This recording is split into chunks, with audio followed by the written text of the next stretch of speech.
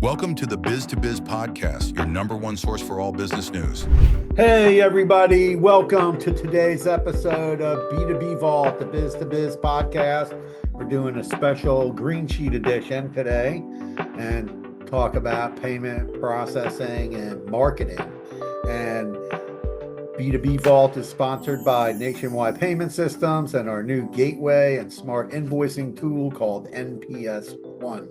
If you want to see a demo or watch a webinar and learn about our products, go to nationwidepaymentsystems.com. Today's guest, Jaki Kackert from Kackert Marketing. And welcome to the show, Jaki. Thank you, Allen. It's so great to be here. Thank you for inviting me. So tell us a little bit about yourself and Kackert Marketing. Sure. I have been in marketing for quite a long time. My experience is vast and varied over the years. Worked with large corporations, a lot of Fortune 100, 200 companies, from Disney to Fiserv and to Intuit.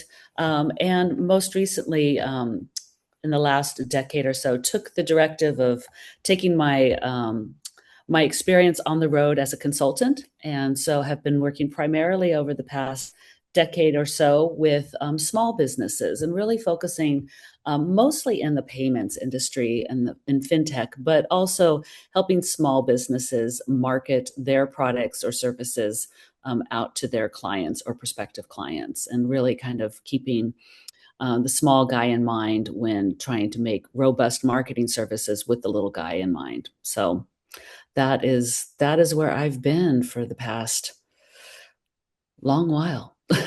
Okay.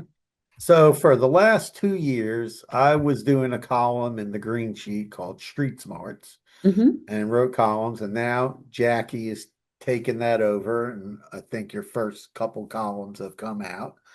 And, I'm going to tell my little green sheet story, and then you can tell how you found the green sheet. Great. So I got into payment processing. I worked for a company in Miami and had to go get some equipment. There was some sitting around the facility, and the guy who ran that company, Riyadh, who later opened JR's POS Depot. Oh, Riyadh? yeah. Yep. So I met Riyadh, and he handed me 2 copies of the green sheet, and he said, "You look like a smart guy. You should read this magazines." And it was a thin magazine. And today it's electronic online only, but it was a thin magazine on green paper. And I started to educate myself about the business and figured out how to start my own company. And I always tell Riyadh it's all his fault. So shout out to Riyadh. That's And great. he sold his company, but his son is still in the business, and his sister worked for the people that took it over. And then later, at some point, I remember Paul Green wrote some books about payment processing. I read those, and I got to meet him one time, and he actually was he coined the terminology MLS, merchant level salesperson. Mm-hmm. And today that's still being used, the merchant MLS.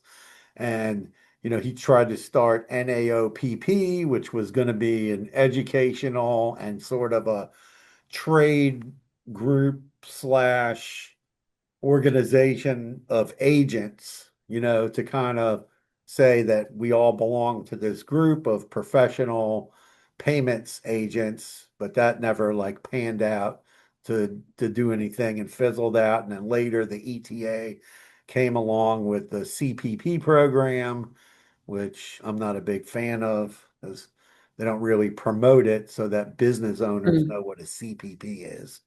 I wrote an article about that, the great sheet.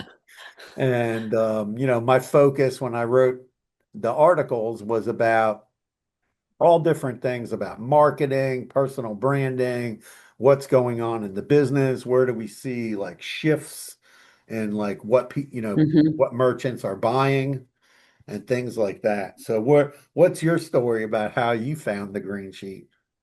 Well, as working in the business, and I really started in this business with Card Service International, so came on to Chuck's organization at the time in a marketing capacity. And my first introduction with Green Sheet was as the marketing one of the marketing managers is the advertising campaigns that we had, and that was obviously the Green Sheet was um, one of the highlights and one of the magazines that we really did strive to have marketing in because the fact that it was so well respected within the industry.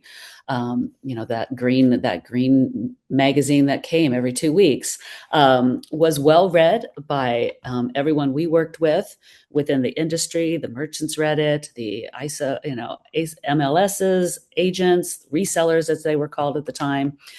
Everybody really thought highly of the content in the magazine, and it was well respected. So our advertising campaigns were prominent in that magazine, so got to really learn about the newspaper, about the publication and the people behind it. And then just as I stayed within the industry, working for e-processing network, working for as card service morphed into, um, Fiserv and First Data, and then back and forth through those organizations, just keeping in touch with folks, and then working for e-processing network and Steve Sodas and maintaining their advertising and their awareness to the reader. Just really got to do more writing and ghostwriting for particular people for e-processing network, for Mark Beauchamp, who's in the industry, and other entities. So just built that relationship. And when the time was come for me to move on, when e-processing network got sold, and to just maintain my, a foot in the industry, reached out to, the people at the Green Sheet to see if there was any opportunity to offer articles occasionally. And that morphed into being given the opportunity to take on the Street Smart column after you step down. So it's been a long time with the Green Sheet, and again, well respected publication in the Yeah, industry. it is the oldest payments magazine. It was the Yeah. original payments magazine. There's been a few. There was ISO and Agent that went Yep. away. That went away. Yeah, digital transactions, Transactions. but Yep. that's more like very high level kind of stuff. The Mm-hmm. the Green Sheet mostly focuses on like the ISO and the agent Yep. community and things Right. that they need to know about that's going on in business. So Mm-hmm. let's dive into what drew you to, marketing and, around payments. Was that just an accident or something? It was a little bit.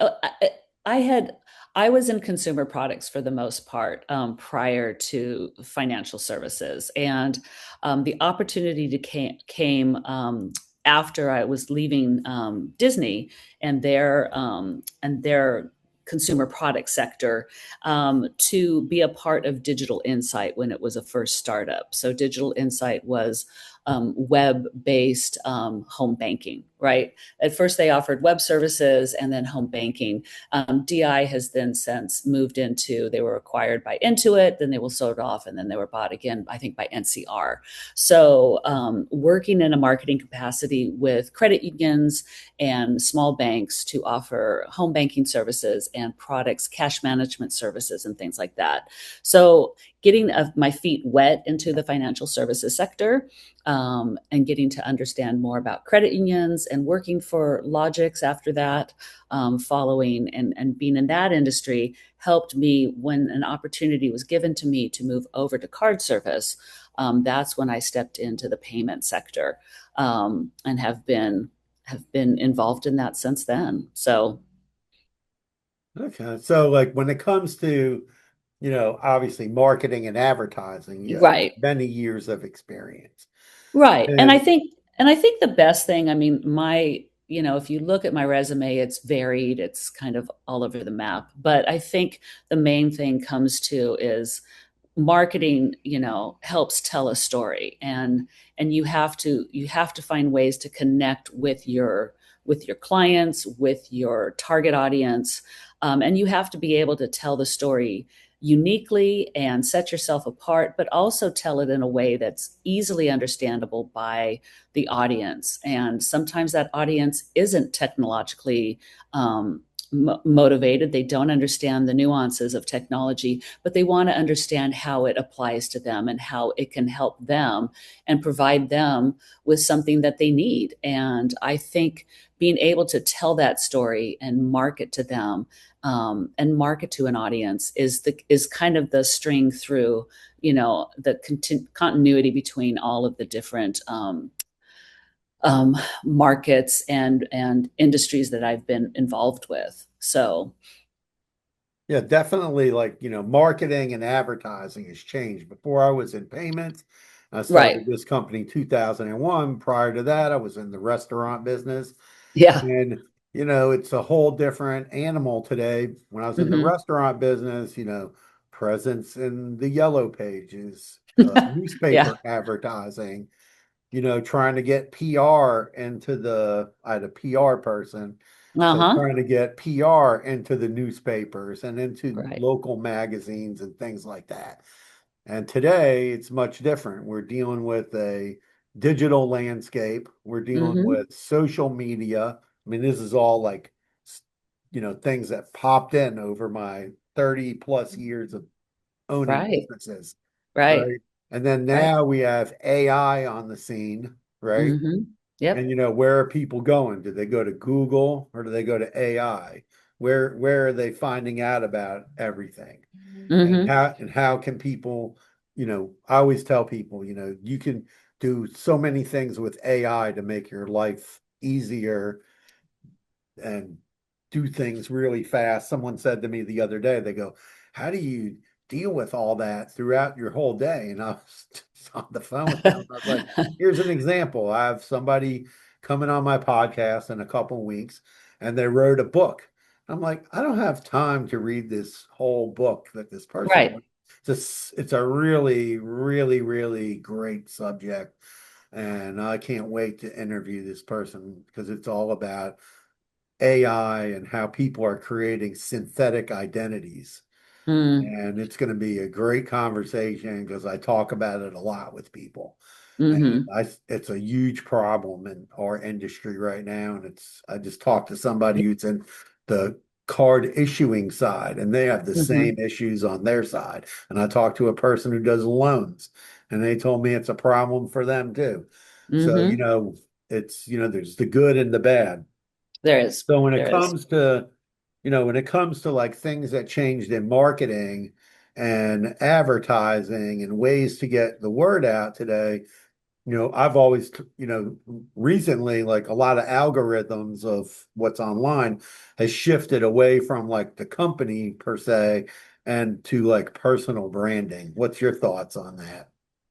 Um, you mean personal branding from a company perspective or? Well, from a perspective of when somebody's, are people going to and I can tell you, I did this experiment on LinkedIn.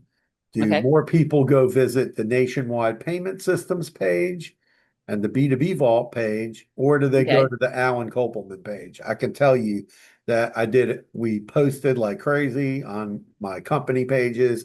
I switched it all over onto my page and we, 500x what's going on. Really? Yeah, Okay. because they want to connect with the person who's running the company. I think that's important. I Unless mean, you're like a huge company like a Stripe, right? And it's a big right. brand. But I still think that, it's very, it's very much woven together. I mean, there's still the leaders of those companies drive people's impressions of that company. And so you can't really disconnect when, it's always astounding at how many leaders, still haven't been up to date on maybe what not to say or say in the public eye, and and how that might come back to bite them, and what kind of damage control a company does past that. So, I mean, you look at the people that are no longer autonomous, are no longer anonymous within those companies.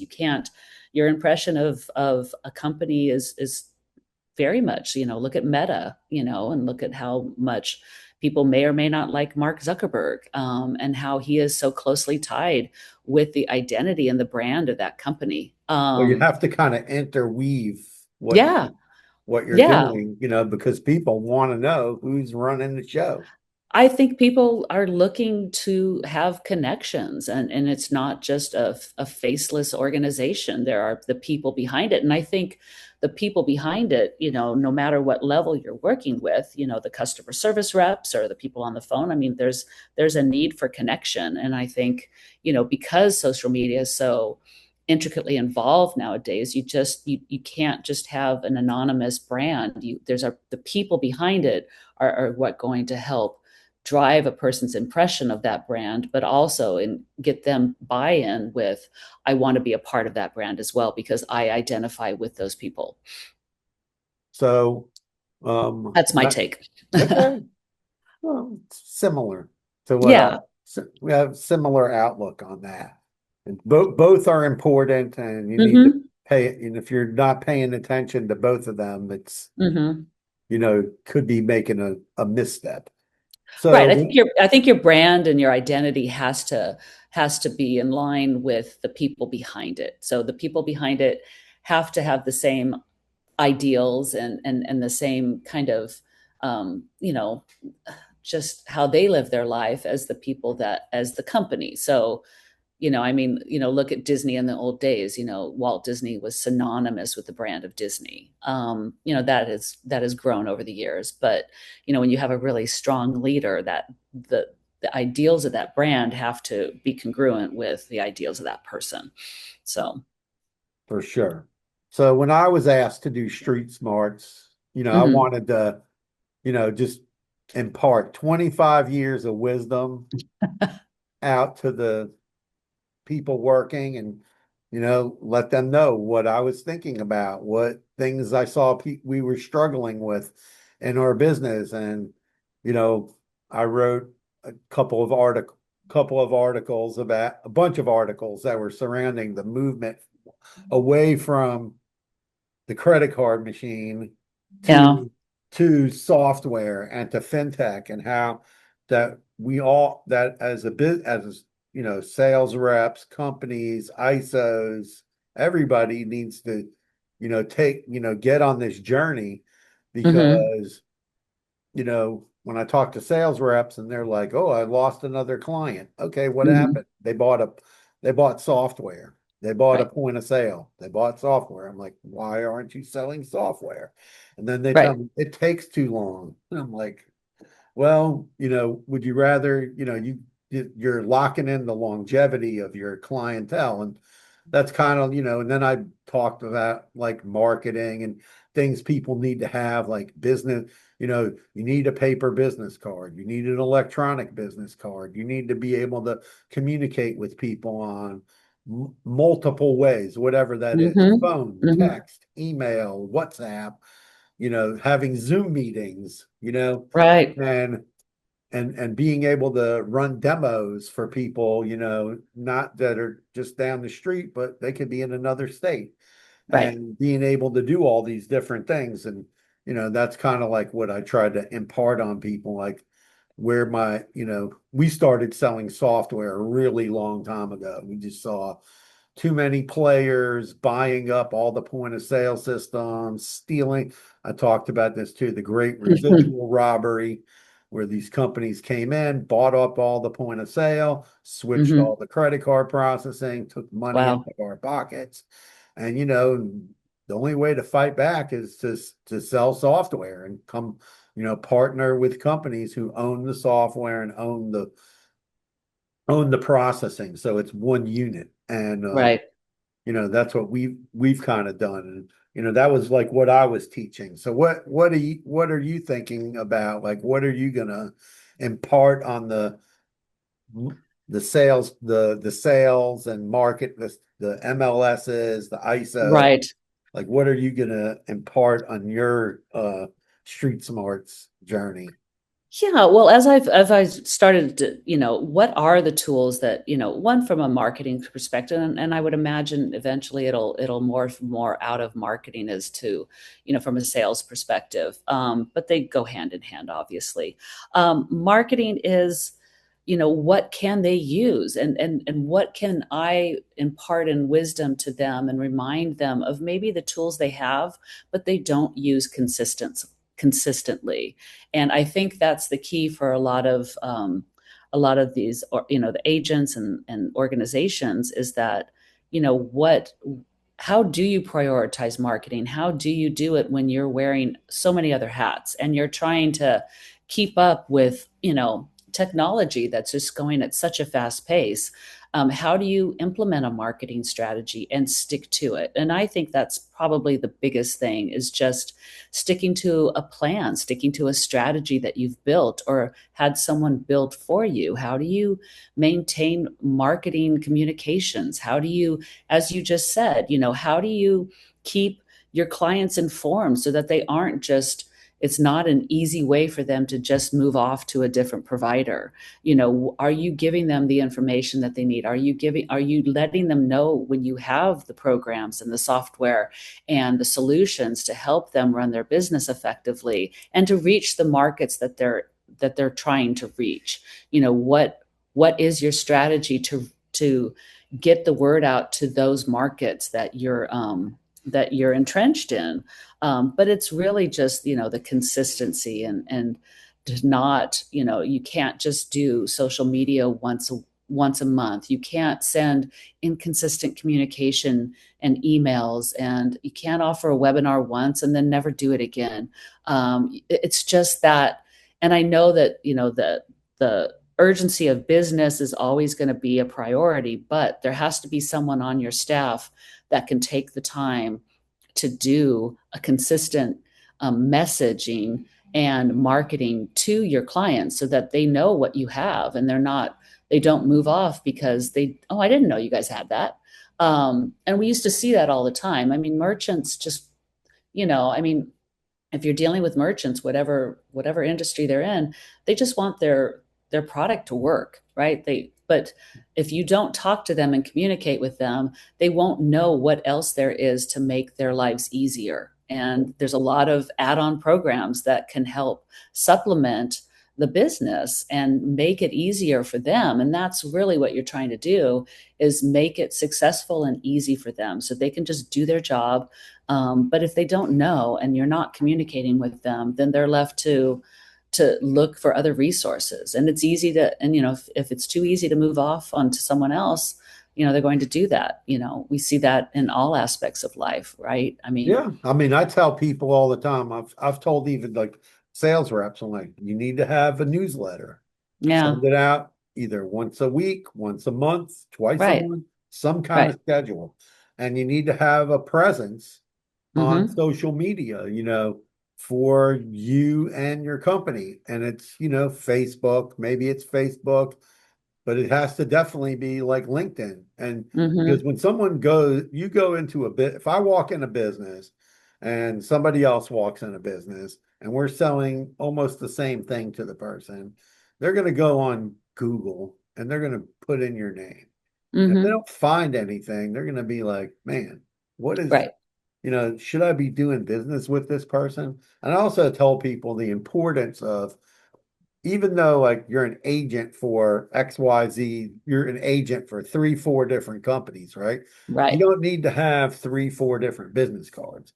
Name Right. your company, like we named our company Nationwide Payment Systems. We had a Mm-hmm. web, we have, we have a website, Nationwide Payment Systems. And with AI, I mean, you can literally spin up a one-page website in a day, Right. right? And And have the videos. Right. And have Right.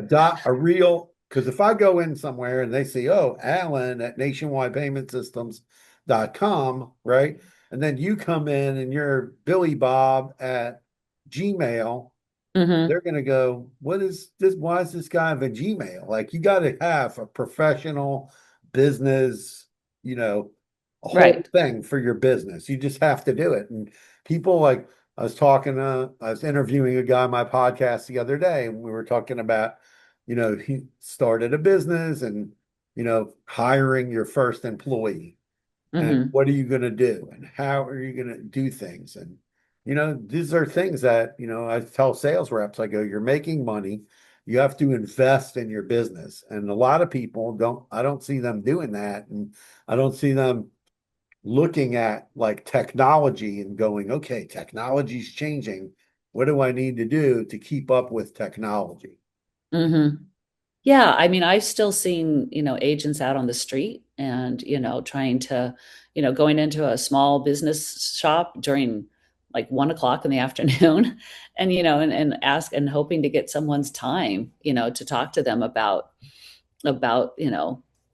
payment processing. And I mean, kudos to them for being out on the street. That's hard. But not knowing not really gauging, your audience at the time, or incorrectly reading the room is just, that will leave a lasting impression longer than you would like.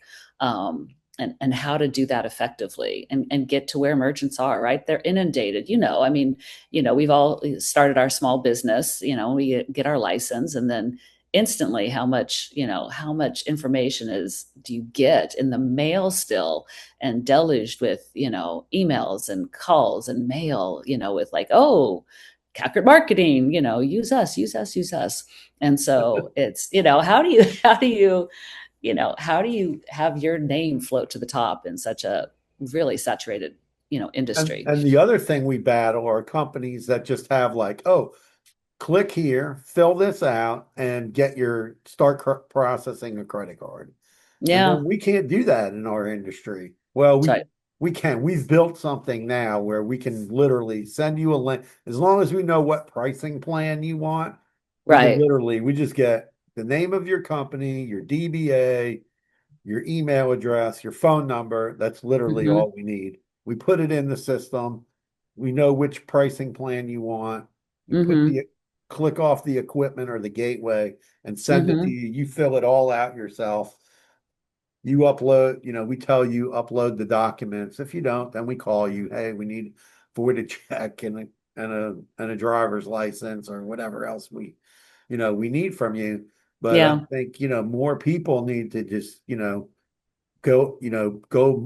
have to get more electronic. We might not be able to approve people as fast as these other companies, but we have to get more electronic and we need to get on the program of software because Hmm. software is changing everything. People want software. They want to see information. They want to gather information. They want to get they want to build a customer database. They need these Right. things in their business. Right. And I think, that's part of the things I was preaching when I was writing was all of these different, things going on in the business. Yeah, and I mean, and yeah, there is, and it's just fast moving. And and again, if you're a small business, and it's just how do you make sense of it all, right? How do you get a really good understanding of what you need for your business? And I'm sure it's overwhelming. So how to simplify that communication and simplify that process to someone that just wants to accept credit cards, at a competitive rate, and they just really want the system to work. It's like I don't it's like for me, I don't ever want to have to call you. I just want my system to always work. I want my phone to always work. I want my internet to always work. So I don't want to have to call you, but if I need to call you, I want that process to be simple. And that's also, I mean, for a lot of people, it's like, how do you distinguish yourself in this game from someone that's, sign up here now and we'll get you started, and you'll be up and running. But then when there's a problem, are they there for you, to help resolve those issues?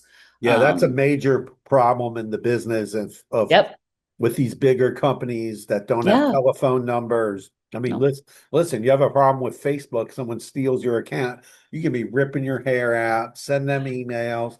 Right. There's no one to call. Right. There's You no one to can't do call. anything. Right. You get those FAQs on how to do it. And then, at the end is like, was this FAQ helpful? It's like, no. So, thumbs up, thumbs down.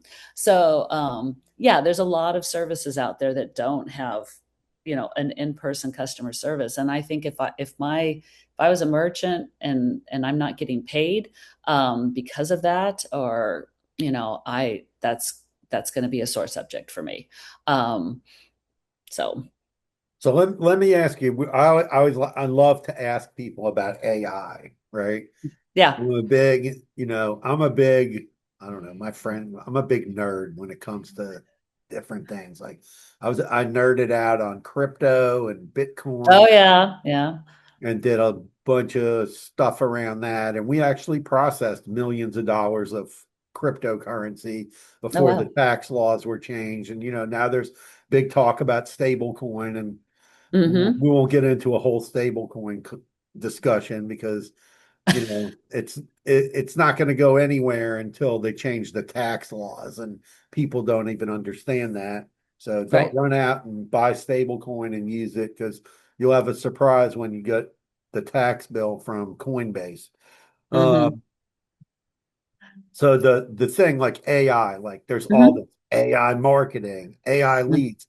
But when I start to look at some of these companies, because I like to call I like to call them because I want to educate myself. Like, what is this? What are you guys doing? Or I see a Right. company that was called XYZ. Now it's the same company, but instead of .com or .io, now all of a sudden it's .ai, right? Okay, did you Right. guys do something different, or you're just taking advantage of the whole AI thing? And is it AI or is it just automation? Right? There's a difference Right. between That's true. automation and AI. There's a lot of people trying to sell AI, but they're really just selling you automation. Nation. Right. I use AI as I can, as much as I can. And for me as a marketer, I think it just, again, it helps simplify, it helps reduce the amount of time that I'm working on a task. So it's not that I'm using it as a replacement, but I'm using it as a almost like a partner, and like, you put something in the systems that I use, the tools, the marketing tools or the design tools that I have. Sometimes it's great, and sometimes it gives you something that's not useful at all. And I think you still have to understand what you want and what to tell it in order to get the results that you need. And it may not always work. I mean, for design, if I'm trying to do a design, um, with an AI tool, sometimes the results, they're just not there. And that might be something that's, a limitation of the tool I'm using at the time, because the tool, if you're looking to use it in an industry that's well known, or retail, or some kind of consumer product, you might get better results. But if you're looking in an industry that is a smaller industry and doesn't have as much information in those engines for learning, then you're going to get different results. So, and sometimes you can spend a lot of time trying to fine tune something in AI, and it's just not going to work. So, and then it's relying back on your experience and partnerships that you have with real designers or real writers, or people that have that experience that's just not in the system at the moment. And that's, again, it's limitations sometimes of the industry. And not to say it won't get to that, won't get to a point of real proficiency. But I don't know if it's quite there yet. And, especially in some industries, and particularly what I'm finding in the payment industry. Yeah, there's So not a lot of, you have to educate it. you Like do. I've educated like the AI that I use by Yeah. giving it my website and telling it Right. things about the company, and then what am I trying to do, and this and that. And now it knows. So if I ask it to, okay, I need help with this blog or whatever it is that we're doing, Hmm. it works. But that took a lot of time to get to that point. Yeah. And if when you look, and like I was telling you, this guy wrote a book. So I said, "Oh, I need a synopsis of the book and some questions, like 10 to 20 questions to ask that person." And Right. it basically spit it all out for me. And I was like, "Okay, great." I knew the premise of what that person was talking about, or I had the vice president from this big company on, and I wanted to know more about him and the company. And I just put it in AI. Hey, what would be some great questions to ask this person about this company? Mm-hmm. And it gave me some good ideas because it's we're Yeah. talking for a few minutes, and it's not like it's a 2 hour podcast. It's Right. about 30 minutes. So if you Right. were going to give people agents or ISOs or whoever, business people that are listening to the podcast, 3 to 5 things about marketing and advertising, or just one or the other, what would Mm-hmm. be those tips?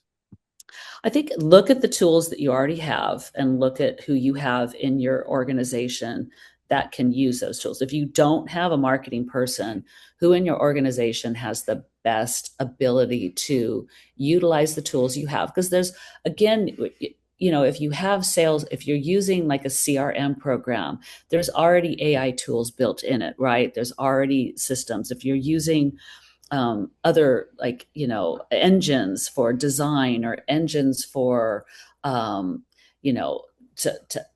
your advertising strategy, or a conglomerate, and I don't want to give names, but like a Hootsuite, those kind of things. If you're using those types of engines that have those tools built in and can give you and have everything on the back end to help you organize it, who can help drive that?